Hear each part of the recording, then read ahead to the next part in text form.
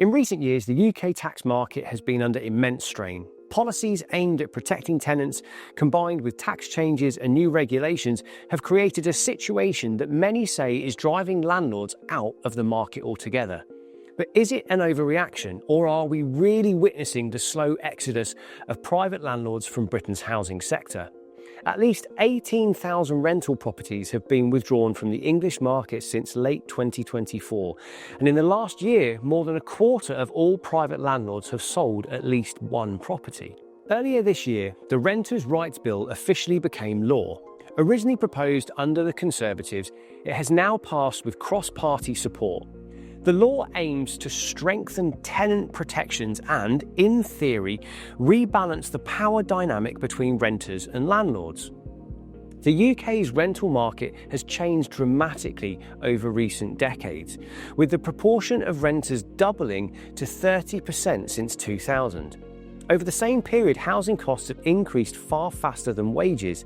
Historically, the rental sector has faced less regulation in the UK than in many other European countries, but now new legislation aims to improve the security of tenancies in England and strengthen tenant protections against environmental hazards. Many elements of the Renters' Rights Bill are likely to improve the lives of renters without harming landlords, but some of the improvements for tenants will make being a landlord more difficult, or even, for some, undesirable. Under this new legislation, fixed-term tenancies such as 12-month or 24-month contracts have effectively been abolished. All new tenancy agreements will now be rolling, meaning tenants can stay indefinitely unless they breach specific terms or the landlord has a legitimate reason for repossession, such as wanting to sell the property or move in themselves. Even in those cases, landlords must now provide at least 4 months' notice. At first glance, this might seem like a win for renters. After all, it provides security and stability. No more unexpected, no-fault evictions, and no more scrambling to find a new home after a short tenancy ends. But critics argue that this reform, though well-intentioned, risks creating the very problem it's trying to solve, a shrinking supply of rental properties. One of the most debated elements of the Renters' Rights Act is the introduction of rent tribunals. Under the new rules, if a tenant believes that their rent has been unfairly increased, they can challenge it through a tribunal. While the case is being reviewed, which could take months, the rent remains frozen at its previous level. Now, that might sound fair on paper, but here's the issue. Tenants have every incentive to challenge a rent increase, even if it's perfectly reasonable. The longer the process takes, the longer they continue paying the old rate. And if the tribunal eventually rules in the landlord's favour, the tenant doesn't have to repay the difference. It's a system that could easily be overwhelmed, with thousands or even millions of tenants potentially taking disputes to tribunal. The system could grind to a halt. Currently, there are only a few dozen tribunal officers in England and Wales. Scaling that up to meet demand would require an entirely new bureaucracy, one that would take years to establish. Landlords, understandably, are worried. For many, this adds a new layer of risk to an already uncertain market. If you can't reliably adjust rents in line with inflation or local market rates, your rental income becomes unpredictable, and uncertainty is the one thing that most investors avoid. Supporters of the new law, however, argue that the old system was deeply flawed. For too long, tenants have faced instability and insecurity.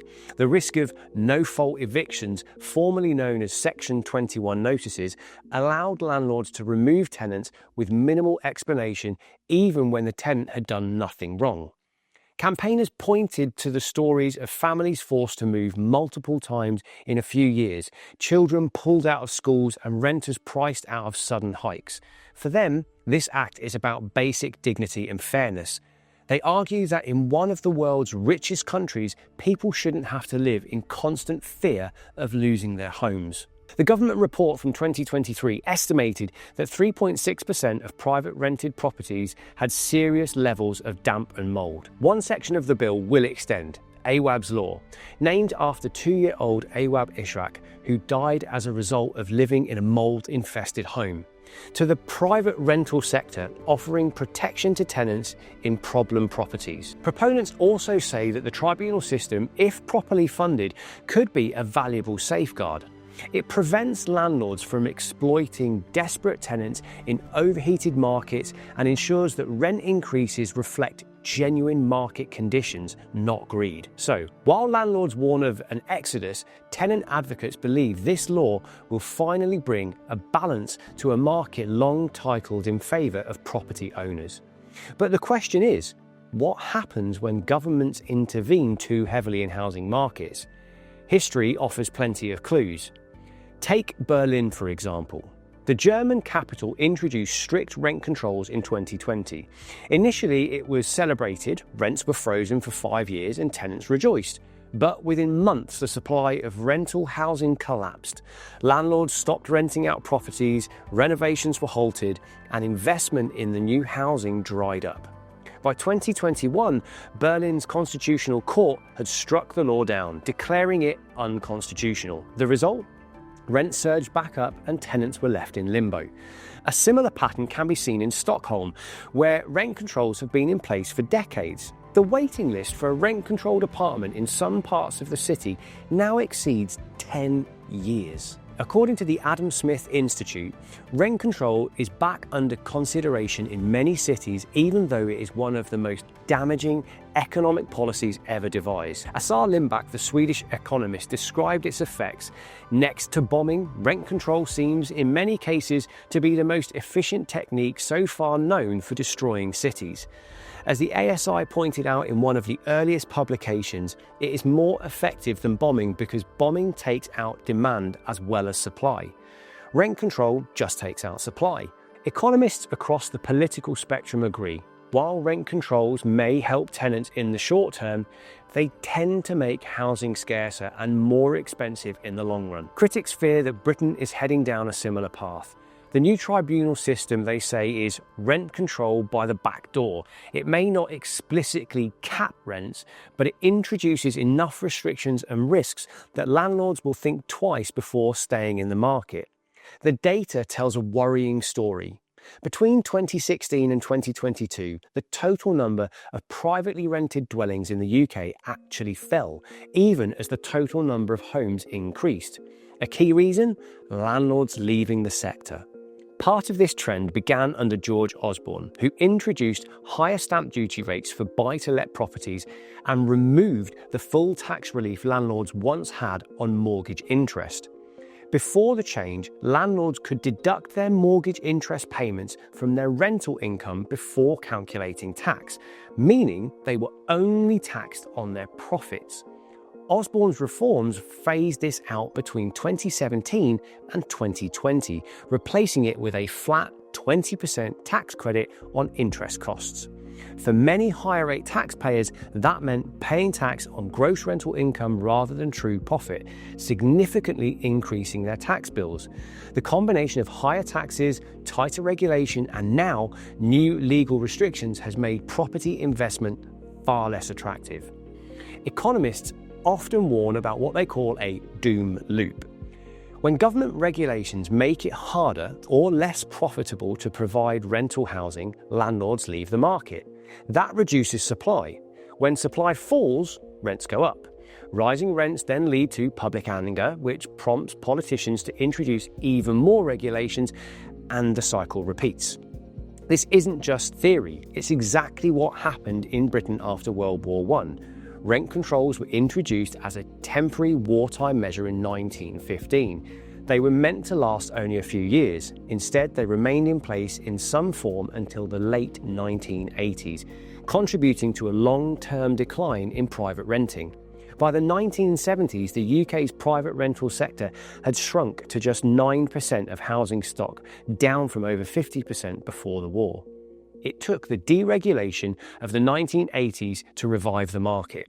Today, private rental accounts for around 19% of UK homes, but even that may be at risk if more landlords choose to sell up. That said, it's also important not to romanticise the old system. For years, tenants have complained about poor housing standards.